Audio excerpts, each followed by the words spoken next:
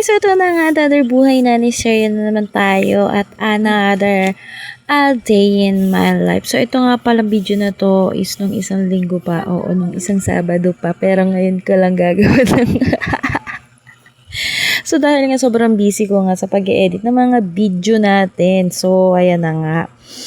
Sinipag na nga tayo. Dahil nga kami magsiswimming, ay ito na nga, hindi na nga, napakalit. Talagang super excited na nga itong si Bunso na talagang babombahan na yung kanyang sambabida. Oo. Kasi nga syempre magsiswimming, may salbabida siya, diba? Oo.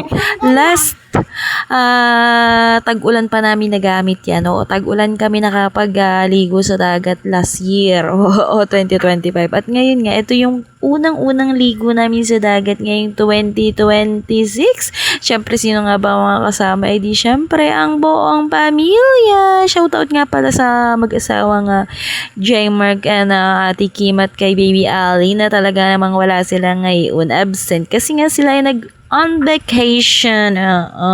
At dito nga lang pala kami nag-swimming sa napakaganda at napakamurang beach resort, Maverick Beach Resort sa Barangay Kapalong Center 1 Real, Quezon. Yan. Napakamura lang ng kanilang entrance, 50 pesos. Oo, at talaga namang biruin mo, ote mo, ang ganda rito, mabuhangin na at malapit pa. Biruin mo yung pagkababa mo lang ng dyan sa may bundok, eto na, konti-konti lang ay na dito ka na. Mura na, mabait pa ang may-ari. At syempre, pwede ka ritong mag-camping, may mga cottage din sila, oo. At may tindahan na rin sila, oo, ng tubig, ng pagkain, kahit ano pa yan, meron sila. So, tingnan mo naman kung gaano kaganda at kabuhangin. Yan naman yung gusto natin. Siyempre, ayaw natin ng mabato. Paano ba naman tayo magsuswimming sa mabato? So, napakarami rin kalapit na mga beach resort nito sila. Pero, siyempre, dito nga kami kay Maverick. Kasi nga dito, mura. So, napuntahan na nga ito ng aming kapatid na si... Shoutout nga pala sa aking kapatid na pangalawa, si Kuya James Paul Dumagtoy at ang kanyang asawa na si Ate Manilyn Dumagtoy. O Dumagtoy kasi syempre kasal na sila. So ayan na nga. Ay nako, enjoy naman dyan. Enjoy muna semester at minsan lang ito makasama sa aming paggagala. Oo.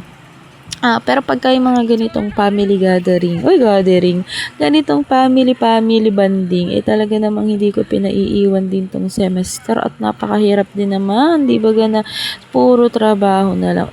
Shout out nga rin pala sa aming Tatay Rodencio Dumagtoy at sa aking mga kapatid na kasama, si Kuya Jeff, Boss Jeff sa kanyang Facebook account ay talaga namang i-follow nyo yan. So, ito nga pala at napakaganda ng view dito. So, napapunta kami dito sa Batuhan kasi nga nagpa-picture nga itong aking panganay na Jonanak. Yung aking panganay na anak. So, hindi siya confident. Hindi kasi syempre parang, alam mo yun, kahit nga ako nahihiya nga rin ako kasi nga syempre madaming tao, tapos alam mo naman dito sa atin sa Pilipinas, masyadong conservative, alam mo yun, ayaw nila makikita yung mga kasingit-singitan, yung kajugal-jugalyahan ng mga tao, alam mo yung pag maitim yung kuyukot mo, sinasabi ko sa'yo magtigil ka at baka masaktan ka diba? So pag confident na ako, makikita nyo na nagbibideo tayo na sa dagat na talaga naman naka-swimwear. Thank you for watching!